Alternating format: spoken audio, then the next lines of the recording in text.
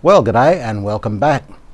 In part 2 of this video I got the radio working pretty well, and now we're down to the cabinet. And before I start stripping wood, there's all these brass bits and pieces, knobs and things all to clean up. A lot of the brass has a kind of lacquer over it, and that's in pretty bad shape, so I'm going to start by stripping that off with paint stripper and then polishing the brass, and then I'll re-lacquer it after that. After that, just a general clean up, and then I'll get into paint stripping the cabinet. It does need a little bit of gluing up and work as well. It's had a bit of a knock at some time, but it's not too bad. It's in pretty good shape. So let's get on with that. Just doing these brass bits on the front of the knobs, and I've put masking tape around it just in case the paint stripper affects the plastic in the knobs, but I don't think it will. I think they're Bakelite. I did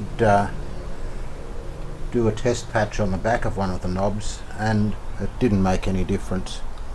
It didn't affect it at all, and this stuff works quite rapidly, so I'll just put this on and then immediately I'll go into the laundry and I'll wash it off, and that should be all we need. Now the knobs also had these small brass rims which fit around there.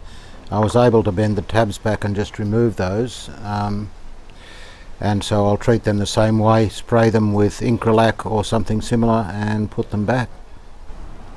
Okay, so I've polished up one of the knobs. I put paint stripper around there and cleared off all the lacquer, at least I think I did. Polished it up with Brasso, and it's not too bad, but I'm not totally happy with it. I can see some marks there where the lacquer had peeled off before and where it had corroded. So I'm going to try something else. I'm going to try this metal polish, and I noticed that this stuff is made in Germany, so it should be just perfect for this radio, and I'm not sure how to pronounce that, but that's the German version of it, so I'll use this side of the tube. The Brasso brought the Bakelite up nicely on the knob. It's just this brass insert here isn't quite what I'd hoped. That's better.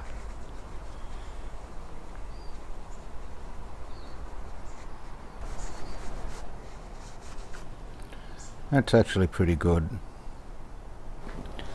So we have this large brass strip that goes right around the outside of the dial panel, and I'm going to try this metal polish on it as well.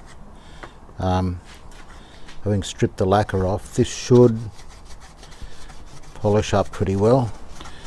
So working on this brass around, I've gone around roughly half of it, and while the improvement's pretty good, there's still some little marks on it, like there, that I'll need to get out. It is quite a lot of work, so I might put this aside and get the case clamped up, the little damaged bits in it, and come back to this, because this is going to take the rest of the afternoon otherwise.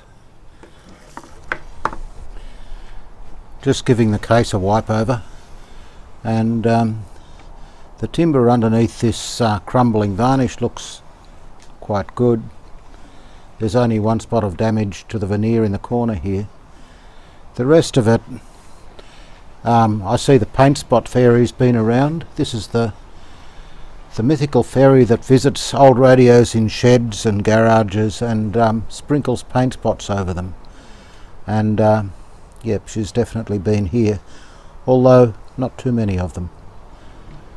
So let's deal with this corner here. Okay, so this side panel has moved out a little bit. It looks as if it's had a knock or something, and there's a piece of timber missing from the corner which I found inside the cabinet. That will go in there like that somehow. I'll have to work that out. This itself was in a couple of pieces, so I've glued it back together. Perhaps it goes the other way. Yeah, like that. But at first I'll have to pull this piece of timber in. I'll probably have to clean out this slot here and clamp it up and get it level. Then I'll have to work on this veneer here. I think I can fill that and cover it with a piece of similar veneer I've got on another old cabinet in the shed. First I'll see if I can clean this slot out, and that will now pull in, although it doesn't seem to be. Oh yeah, that's okay, that will pull right in. It has warped out a little bit, I don't know why, but I should be able to get a clamp on this piece here and pull it in with that. I'll put a clamp right across the case though, if I've got one big enough. I hope so. Just looking at the top of the cabinet here, there is some deep gouges in there that I'll have to deal with, and they do go through the lacquer and into the veneer. Hopefully I'll be able to fill them up and you won't be able to see them. It's going to need a bit of work. Okay, so I'll try and get some glue down in here. Just wipe off the excess.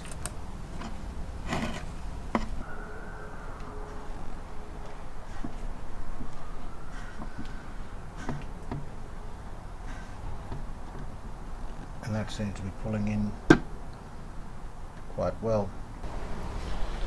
Well, it's Sunday morning. I've just sprayed all the brass bits, and while I'm waiting for them to dry, I thought I'd take this clamp off and see how the case has worked out. It's a bit stuck. Oh no, that's alright. Take this off.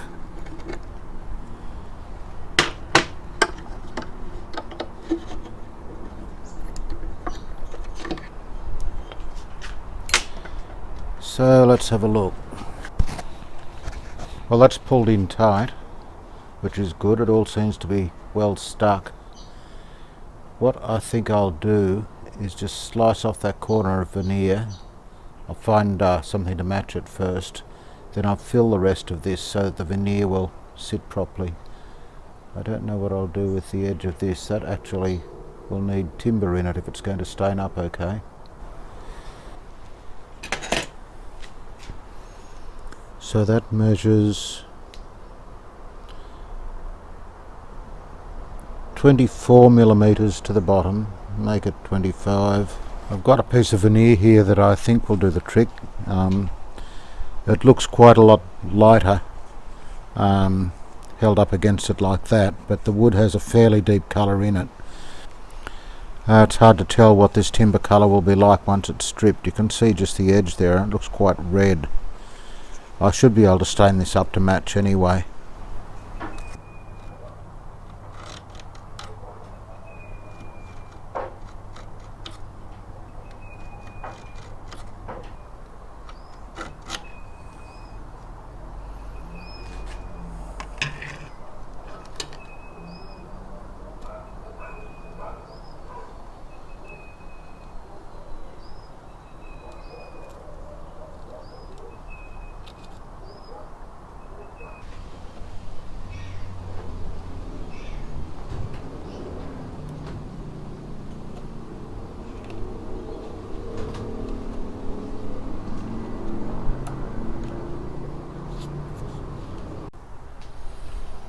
What have we got there? About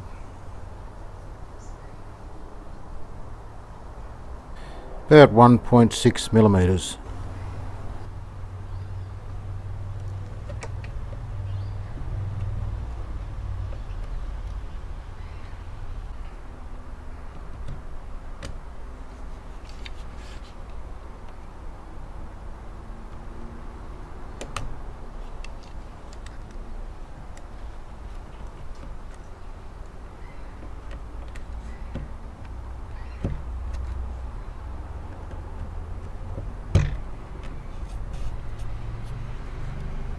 So this piece should do. It's about 1.6 millimeters. Oh, that actually fits in there nicely. I'll just glue that in.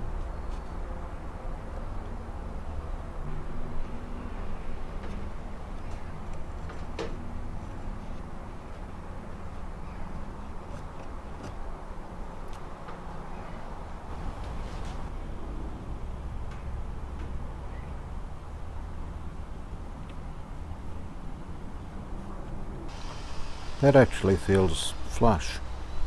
I'm not going to have to sand that at all.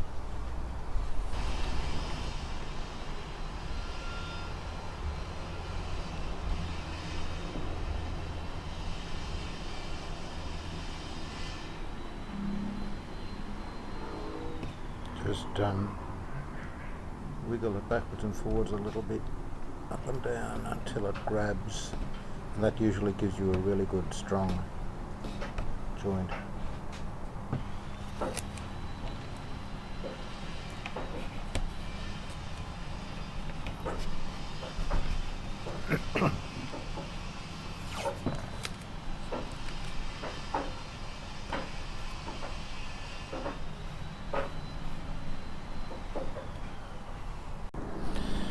There is also this small split in the back that I may as well take care of while I'm at it. I just need to open it up a little bit to get some glue into it. I'll see if I can get this piece of veneer in there. Yep, that'll do. And we'll run some glue down there.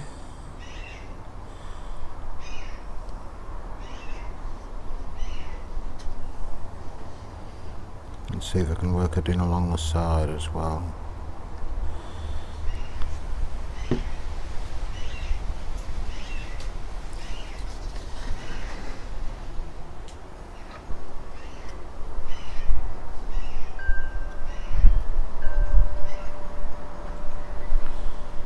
Let that run down a little bit.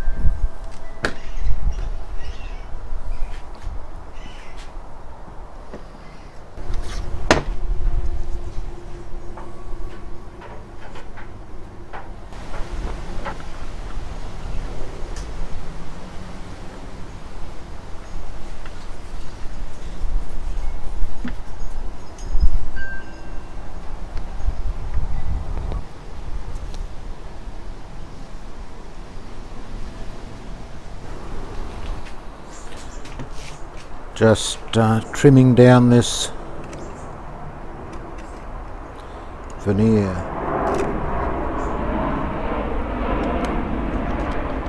This is end grain, of course, so I have to be a little bit.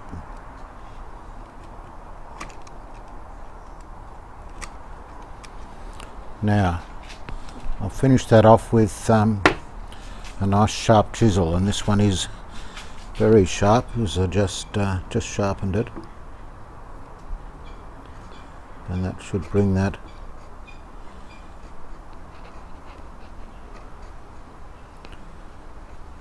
nice and flush with the surface. So there's our veneer repair. Pretty obvious at this stage, but it will blend in nicely, I think, with a bit of stain. So the next step now really is to strip the cabinet. Back in the shed again. It's dark outside now, so I'll put the cabinet away for the moment. But I've been puzzling over this base control, and the problem was that as you turned it clockwise, which is normally up, the base decreased, and as you turned it anti-clockwise, the base increased. And I thought this was a fault of some kind, but Rod from Rod's Radios commented that they often made them that way. And when you think about it, it does make sense. If you think of a piano keyboard or something, the lower notes are down to the left, so turning the knob to the left would increase the audio range further down towards the bass. It's a logical idea when you think about it. So what I've done is I've arranged this little wheel here so that it increases the series of notes on the dial, which shows where the bass is set at. Now this had been messed with anyway, so I didn't know where it was supposed to be. So now, as you turn the bass anti-clockwise, the red notes increase and lower down the scale, so you're expanding the audio range down towards the bass end. I kind of like this. Anyway, so problem solved, and thanks very much, Rod. You saved me a lot of head scratching. The grill cloth's come up pretty well, all things considered. You can tell that it's faded a bit by comparing to the parts that were covered, but not an awful lot. But there are these two marks here that I can't get rid of. Now this one is just about hidden when it's in the cabinet, so I'm not so concerned about that. This one I would like to get rid of if I can, but I've tried just about everything, and as a last resort I'm just going to try putting a dab of bleach on them. Now I'll do it on this bottom one first just to see what the effect is, because this won't be visible with it in the cabinet, and just see what that does.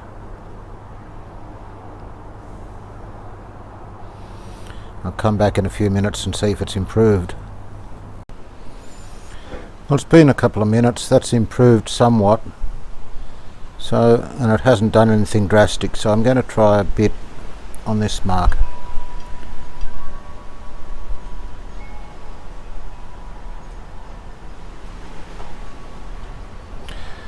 Well, the little repair I did on the corners had about a week to dry now, because we just went for a brief holiday up the coast over Easter. Had a pretty good time really. We left a couple of days early to avoid the crowds, and we know a couple of quiet little spots, so it was quite good. Anyway, back again now, and the next thing to do I guess is to strip the cabinet. I'm just pouring out some paint stripper here. This is the Septone automotive paint stripper, heavy duty, removes all automotive coatings, and gee, it works. It's very quick. You brush it on and scrape it off in just a matter of minutes. So I'll try it on the top first, I guess. It doesn't really matter where you start. Brush on a good thick coat.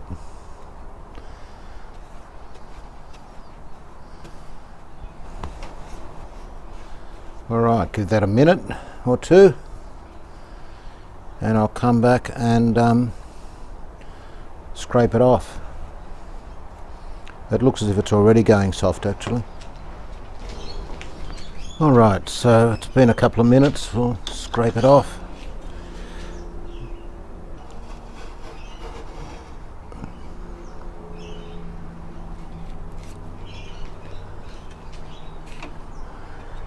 It's just peeling off.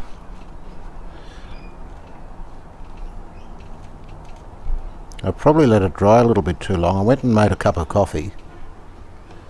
I haven't drunk it yet. And it's gone a little bit hard. I might need a second coat. It's kind of thick and sticky.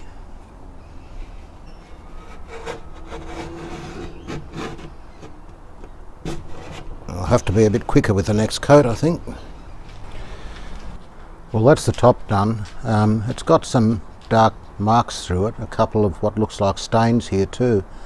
It'll need a bit of a sand to get it even again before I attempt to do anything with it.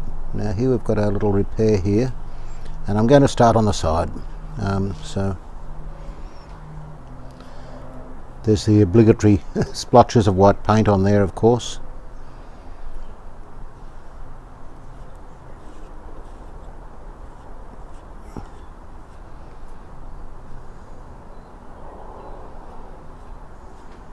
Give that a couple of minutes and I'll come back.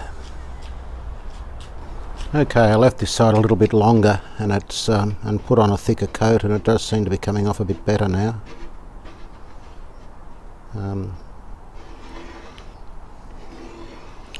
Still a little bit moist. I think the trick is to put a bit more on.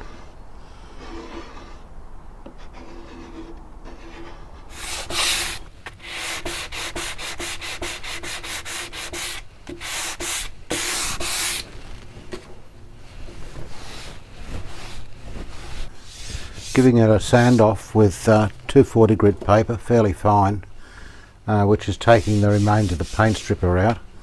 But there are a couple of marks that are not going to come out, and I'm a little bit concerned about what I'm going to do with them. That one's coming off. There are these marks on the top which look like ink stains. They seem to penetrate right through the veneer. I don't know if there's anything I can do about those. I think the best bet is possibly to to hide it with some stain. It was stained a fairly dark colour, and I think these must have got on it through the cracks or the cracking in the old finish. And just in the corner here there are a few small dents. These are depressed in. I can see if I can swell them back out, but I think it's unlikely. I'll probably have to fill those as well. Anyway, I'll go ahead and sand the rest of the case, but I'll put some filler in there and let it dry and see how we go with it. Okay, it's the weekend and I've moved outside to work on it. And first up, I'm just going to sand off the filler that I put in yesterday, and it seems to have dried okay. So just gently sanding this.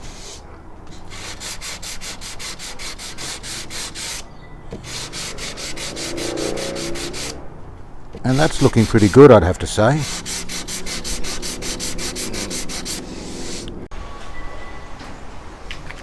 Just looking at the corner here, and there's our repair from before, and you can see that at least this part of the veneer is a little bit darker than the rest of the surrounding wood. It was lighter when I put it on, so again relying on stain to cover a multitude of evils.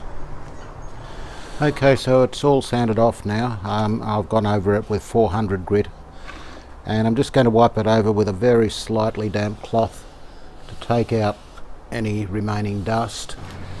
Well, that's about as good as I can get it. These dark marks sure do show through, but I'll be putting a pretty dark stain on it. I think I'll probably go for walnut, although jarrah gives a nice reddish colour. Anyway, I'm going to brush on a coat of grain sealer, and now this stuff I have debated within myself whether to put a coat of stain over it before the grain sealer, but I decided not to. I've done it before and it's worked, but if you sand through the grain sealer into the wood and take off a little bit of the stain, it's really hard to patch it up, and you end up having to start all over again. This veneer is so thin that I don't think it would bear sanding over again. So I'm going to put the grain sealer on first and then the stain. And see, that's coming up a nice dark colour now. I'm going to put it on as evenly as I can to avoid too much sanding.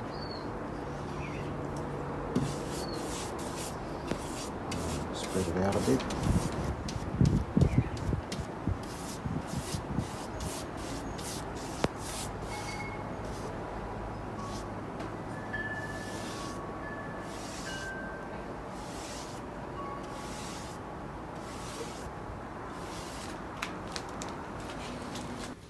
So while the cabinet's drying, and I'll probably leave it till tomorrow before sanding off the grain filler, I've decided to have a go at this style glass. It's got some corrosion along here. The gold lines have disappeared, and unfortunately the printing here is also corroded. I don't think I'll be able to reproduce that, but I should be able to reproduce these gold lines by masking it off and spraying them gold, and then painting the brown in behind.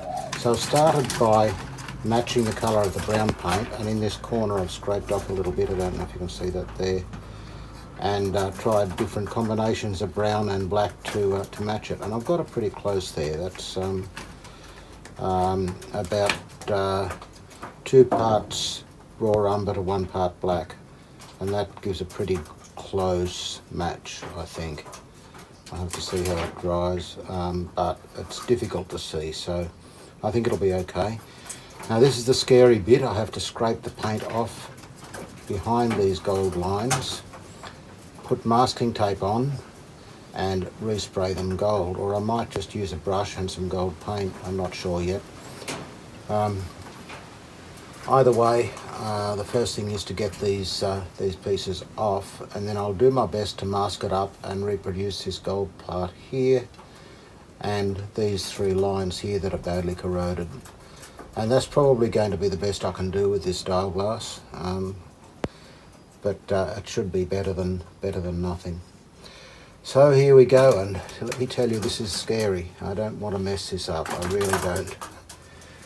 With a razor blade, and where it's corroded, the paint just flakes off. So that kind of makes it easy.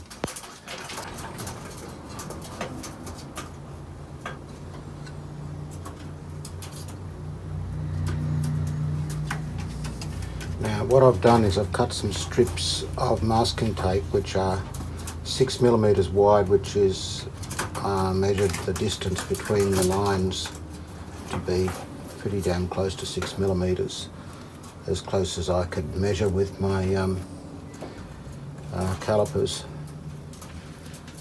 And so I'll put some of that along here, starting with the top, and I can just see where the line was by the indentation in the paint here, so that in a good light should act as a guide. And as you can probably see, it's a bit of a messy job, but the important bit is the spaces between the tape, which should be about 1mm. They're as good as I can get them.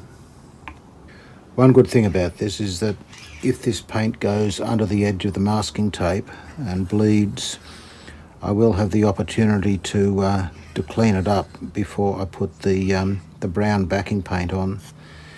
So hopefully this will go all right. Just dab it along here. If I roll the cotton bud, that seems to work better. This is a bigger area, so I'll just dab that on like that.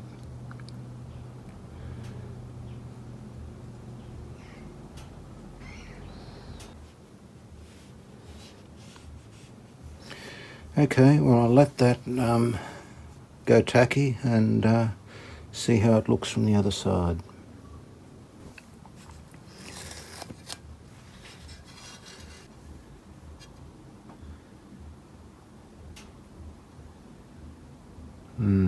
That line doesn't line up perfectly. The others might be all right. We'll see. Nothing I can do now except clean it up once I pull the masking tape off. Well, I think this paint's tacky enough to gone tacky enough for me to peel the masking tape off. So I'll do that,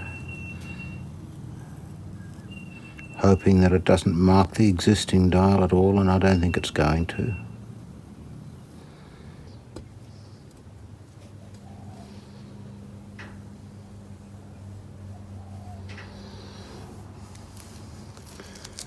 Alright, now it's going to look pretty messy at this stage until I clean them up.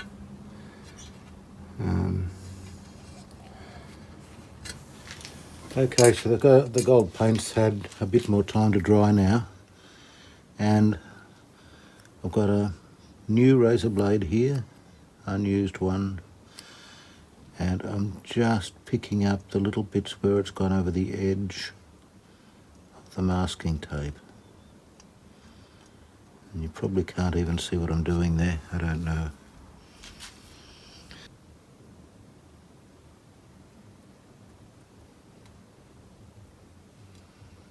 This is just tedious and I won't show you all of it.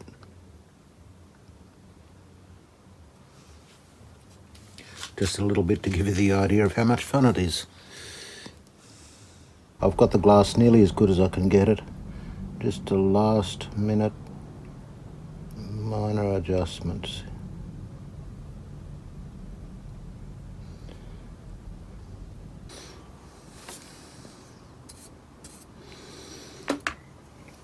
Let's see how that looks.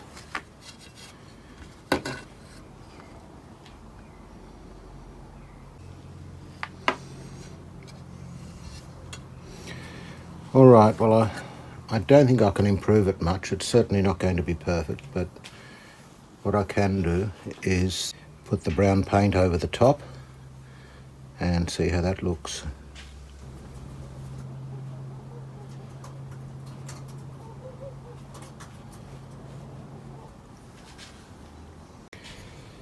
So just giving the brown a second coat.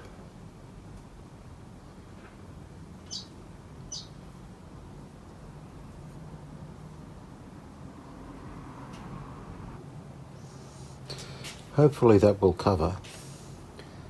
We'll turn it over and see the result. Please lower your expectations. It's not going to be that wonderful. Look, it's better than the green, I suppose. That's all you can say. It's not a perfect job.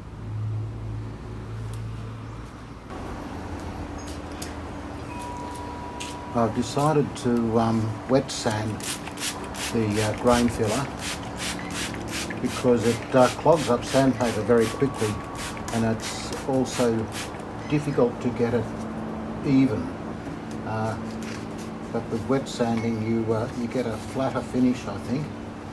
So I'm going to try it by hand first because the paper just conforms nicely to the surface anyway.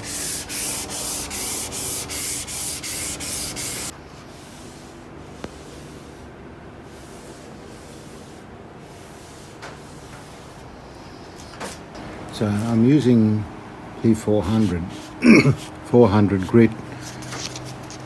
I presume that means 400 points per inch or something like that. It is very fine, well, not super fine. I've got 1200 in there. Now for this one I'm just going to use a sanding block. This is a cork block, which, yeah, I prefer a hard wooden block to get a really hard finish, but this is only the sanding final, and so I'm not going to try that with this.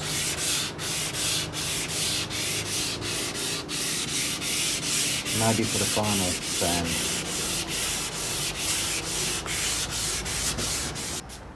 Alright, we'll wipe that off.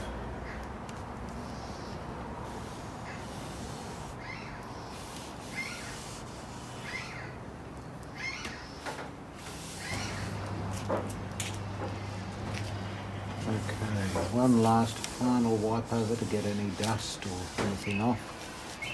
And really, I don't think I'm going to improve this much. I think this is ready for stain, so I'll get some stain ready. I've decided to use the Jarrah on it because it gives a slightly reddish colour than walnut, and I think that'll be closer to what we had originally.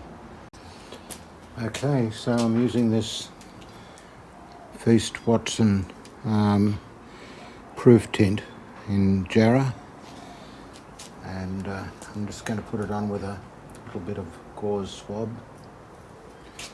Start with the top, I guess.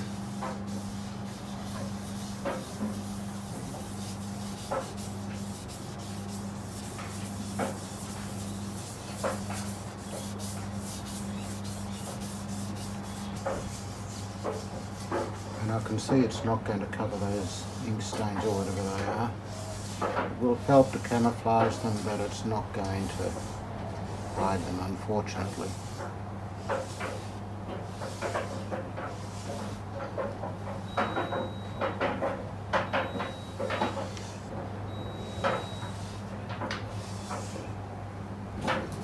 Do the right side now.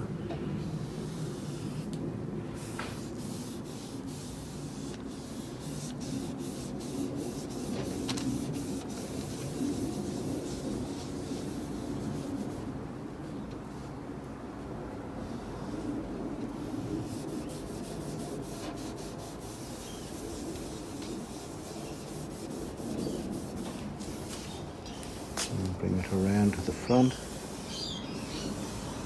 I guess I should do the front all in one go, shouldn't I? There we go. It's pretty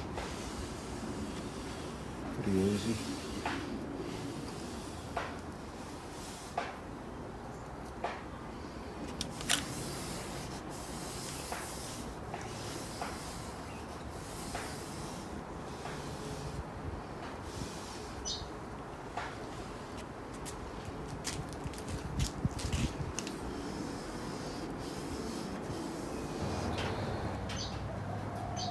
Okay, I think we have a problem here.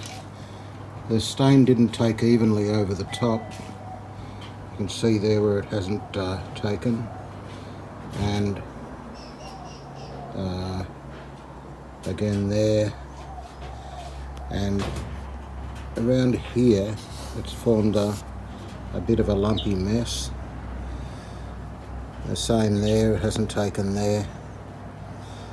And what seemed to happen is that it seemed to be dissolving the grain filler underneath it.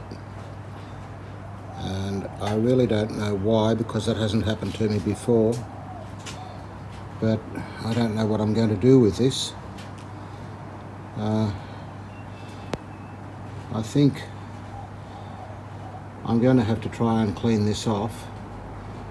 I managed to get the sides had a similar problem. The sides had a similar problem, but I managed to get them even in the end. You can't tell very easily with the sunlight on them. There's a bit of a mess there.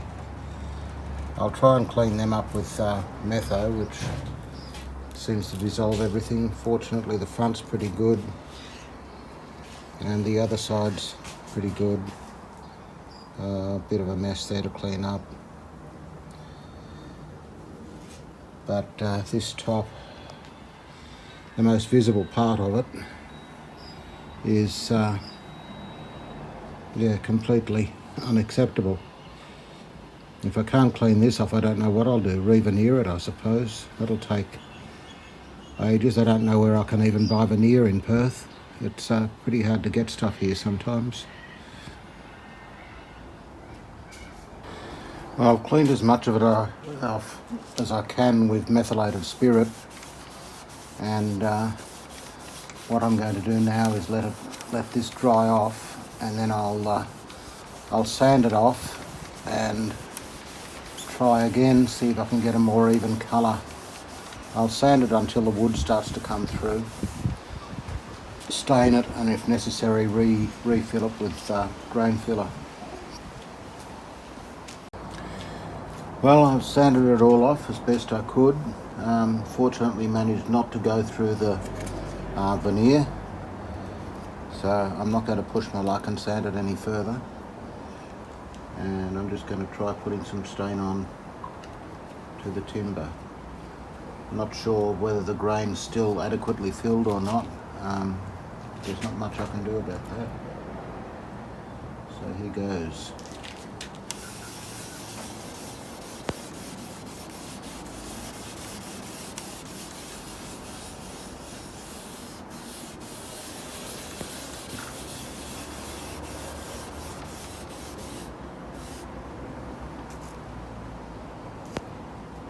And already that's looking a lot better than the first coat.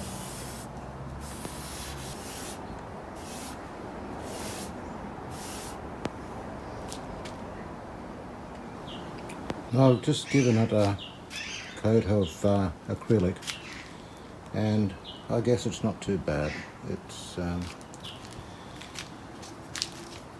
as good as I can get it. Sadly, I'm not going to be able to do anything with these black marks on the top here.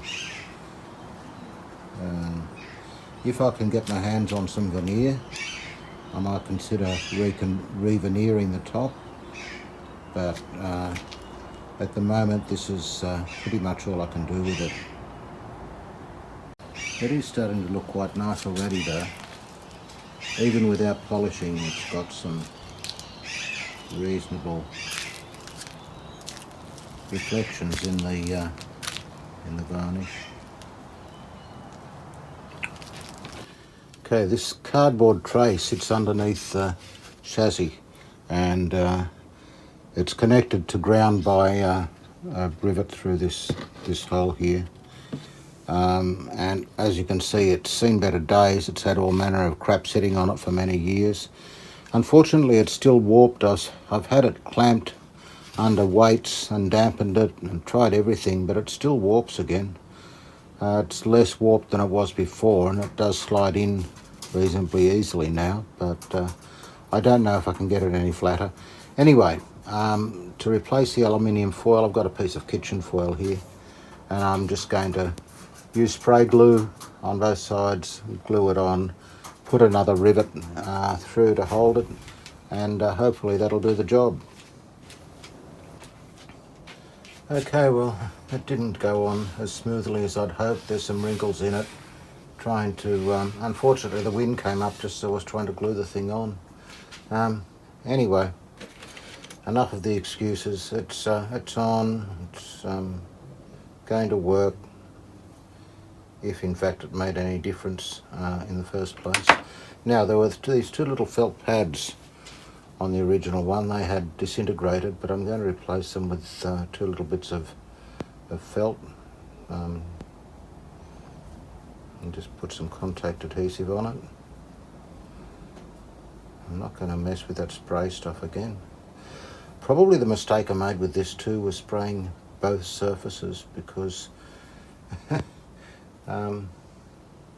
with the aluminium foil, once it's stuck to itself, gee, you're in trouble. Anyway, now I don't know what purpose these serve. They possibly stop it from rattling against something, or perhaps when it's in place something sits against them. I don't know, but I'm going to put them back. They were put there for a purpose, and I may find out when I'm reassembling the cabinet. Little washer, the tag.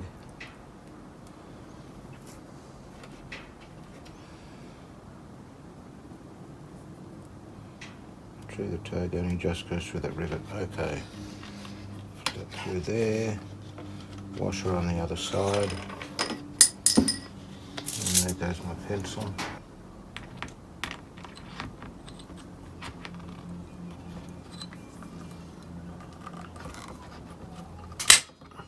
There we go. I've rubbed this back with 1200 wet and dry paper. I did it wet, and polished it first with car cutting compound, which didn't do much.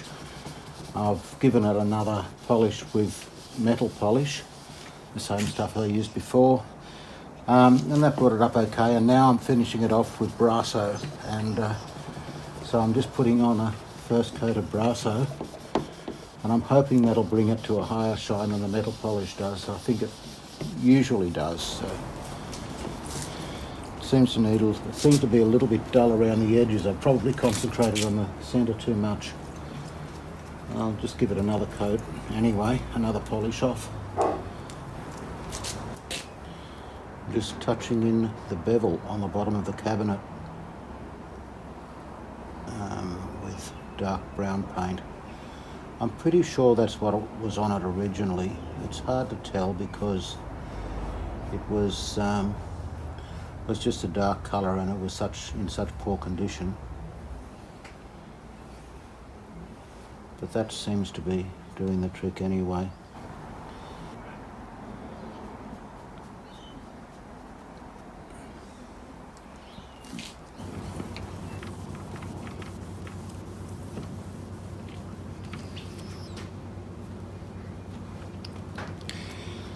I've just been watching a video by David Tipton in which he used carnauba wax, I think that's how you pronounce it, on a little Carmen 2 radio from Romania, and it came up a treat, so I thought I'd give it a go. So I've just been down the shop to buy some, and we'll see how that goes.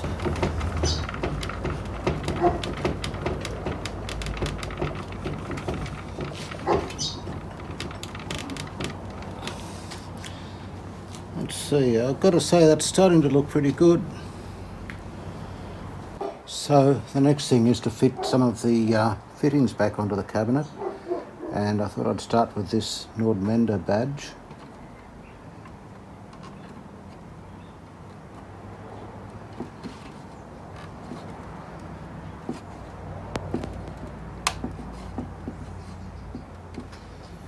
There we go, that was easy.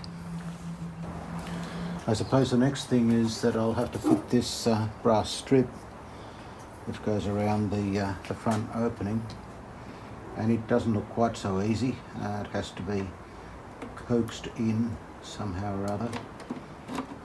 I'll try this corner first.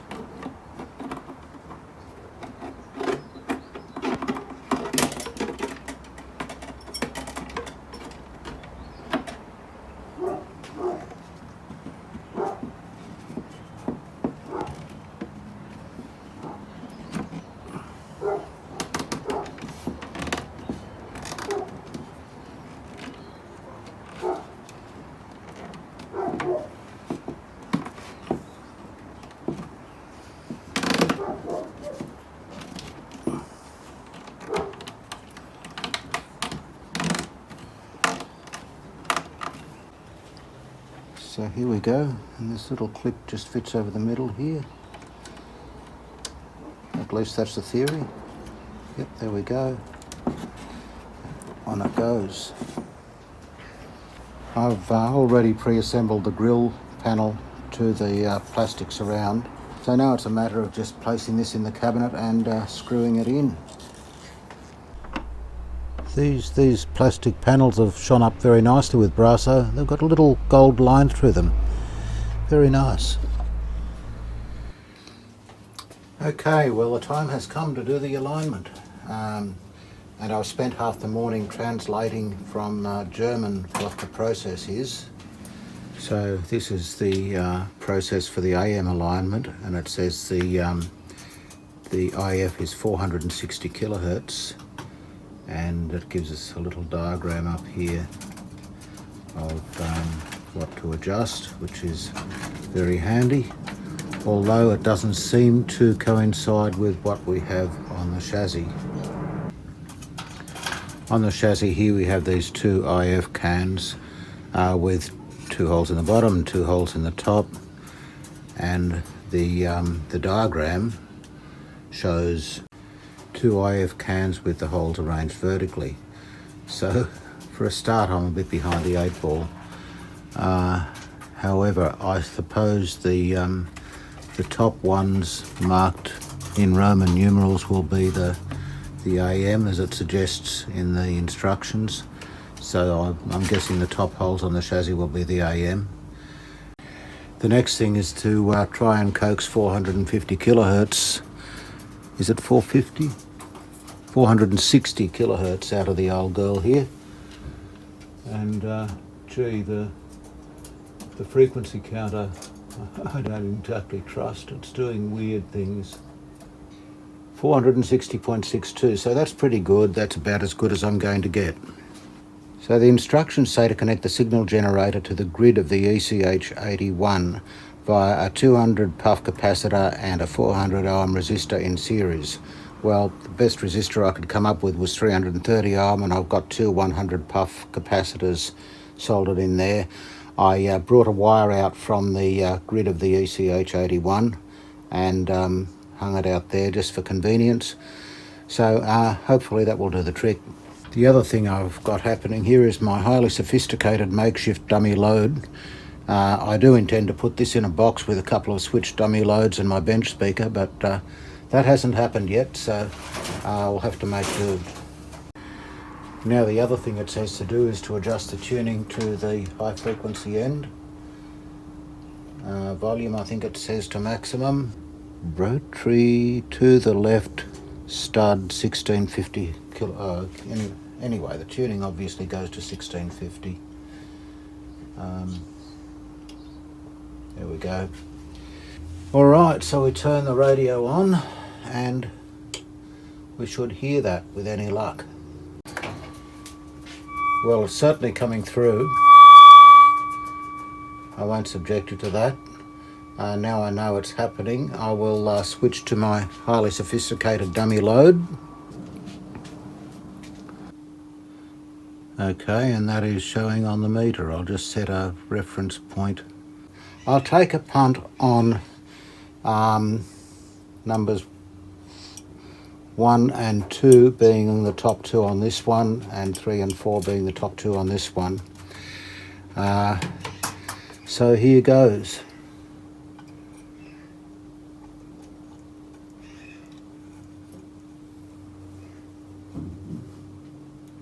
And it's coming back up. Gee, that's about it. Gee, I thought it was higher than that before. Oh dear. Hope I haven't wrecked it. That's about as high as I can get it. Dare I touch the second one? That's about peak. I'll adjust it back to my 1 volt. Datum. Okay, well I dare say I can't make it much worse. I'll have a go at the second one. That's coming up a little bit.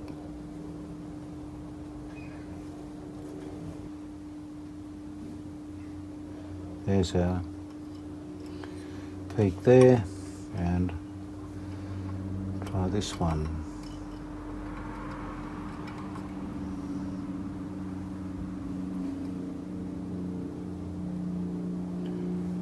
That's it there.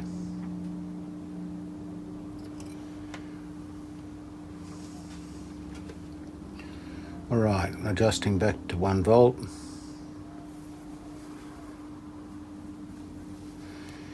And I'll do the first one again, see if it I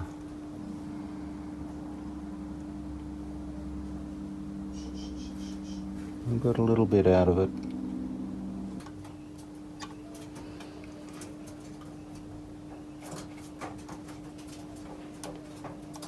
I just wanted to go back up to where it was. The more I touch this first one, the worse it gets. That looks like the most I'm going to get out of it.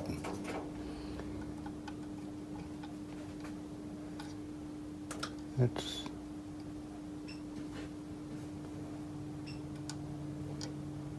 looks like the best I can do with that. I suspect the slug is a little bit sloppy in there, and maybe I'm just moving it around. Anyway, that's as good as I can get it. So now we'll have a look at the FM, and I'm not quite sure how we're going to go with that. I've decided not to mess with the AM dial alignment because the stations come in exactly where they're meant to. Just looking at this, that's 720 ABC, the local ABC comes in as near as you can tell on 720. Up here we should find 810, there's 800. Much like props. And what is he being tricked, or is he tricking us? 810, just past 800. Along here we should find 1080, 6IX. Friday, May 6th. Shop now at mtnow.com.au with iconic Outback sound. So there's 1000, there's 1100, this is 1080, right where it should be. So I'm going to leave it alone. Okay, so let's have a look at the FM alignment. And it says, okay, I've spent half the afternoon translating this. Oscillator side, right side picture. The shielding hood of the isolated metal body whose protruding end contact blank. I presume you mean you put a wire into the, I've seen this before, put a wire into the surrounds of the ECC 85 and inject a signal there, and I think they're just suggesting that you don't have the end of it shorting against ground. Circle 6 and 2, so adjustment 6 and 2 upset. So I presume you detune 6 and 2. Okay, but then this is where it gets difficult. Circle or something with frequency modulated HF at 10.7 megahertz. Now, I could probably coax 10.7 megahertz out of the old frequency generator, but not frequency modulated. So that's when I run into trouble. You could maybe try it with an AM modulated signal, but I'm not sure. I think at this stage I'm not going to touch it. The FM works beautifully. The stations line up exactly where they're meant to be. I'm kind of inclined to leave it alone. I could possibly even make it worse. So really the only thing to do is I've still got to put the clips on the glass. The glass turned out reasonably okay after all, and maybe give it a final clean up. It's been sitting in the shed, it's gathered a bit of dust, and there's a few little bits and pieces I can see that I missed. So I'll do that, and then we'll be putting it back in the cabinet. And the last thing to do is to fit the tone control switch into the cabinet. So, now for the moment you've all been waiting for. Well, I have anyway. Time to put it back in the cabinet.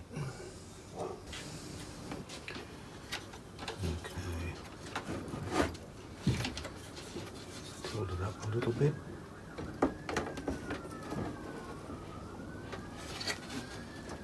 And there we are.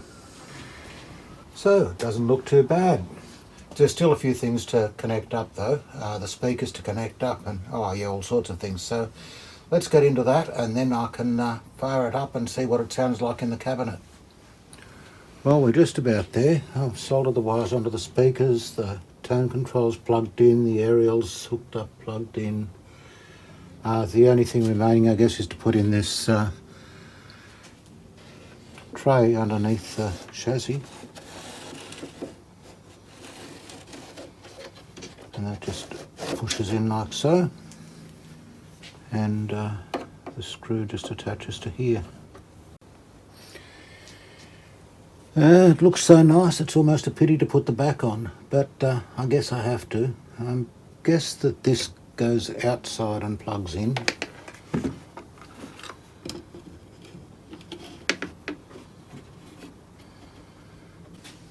And put that in there. And we have these beautiful little Bakelite screws. I could probably tidy up this back panel a bit too. It's got a few tiny paint spots on it there, and it is a little bit warped. I did try to straighten it out, but it seems to have gone back to the way it was, or somewhat anyway. It should be warmed up now. You had to capture that, of course.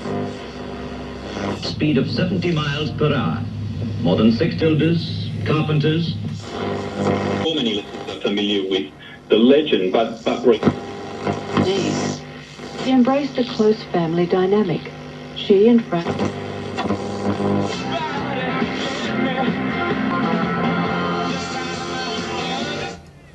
I'll try FM.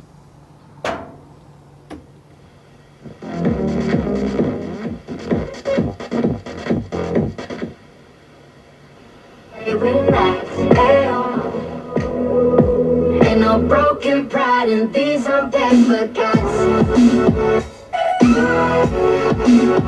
Broken pride in these unpaid. Better not play too much of that. It might be music.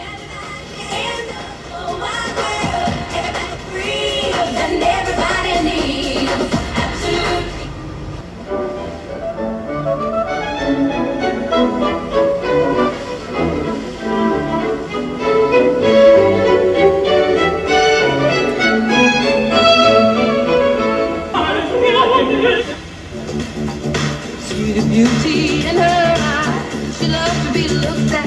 See her come alive. It's the perfect Moving around, because then, however you're touching us feels freaking amazing, right? And you want to rev her up in the garage.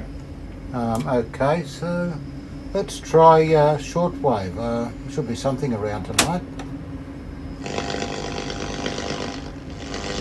Choices. Not so that I have been able to act as more entertaining shows. Of course, I'm English on playing, shortwave, so eh? don't find that surprising at all. At the same time, I have 香香展现3棵树，北京2022年冬奥会官方涂料独家供应商，中国3棵树。伟伟 LD 联文。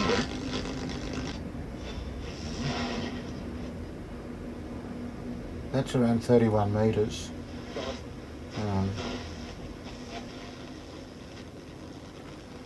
Not a particularly good night for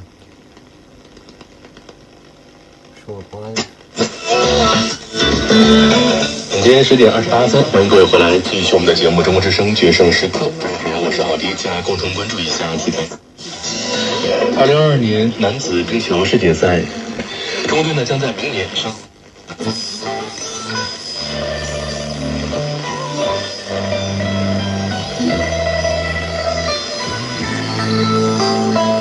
Even the shortwave's got a nice bass.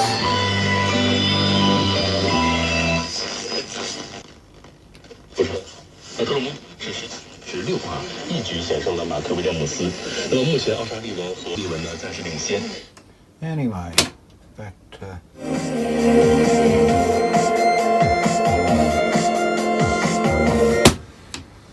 Well, here it is, all finished, and I'd have to say it's a really impressive radio. I've enjoyed working on this. I may come back to it and do a couple more things. I'm not entirely happy with the FM alignment. Well, I didn't do an FM alignment. I'm not entirely happy with the AM alignment. Another thing is I've got this little Bluetooth module, which I know the purists will be saying no, but I was thinking of fitting that to it in such a way that it can be easily removed. I don't want to change the originality of the radio in any way. Anyway, overall I'm happy with the result. Those spots on the top I never was able to completely hide, but even with that, it is a really nice radio. I love the sound of it. It's just got that quality to it. So anyway, I hope you've enjoyed these videos. It's been a bit of a process. It's taken a while to get this done. So thanks for watching, and I hope to catch you in the shed next time. Comes to kiss the shore and whispers as she's done before. She gives but leaves you wanting more. You'll never know the ocean, no matter if she holds you close, or the crashing waves won't let you go.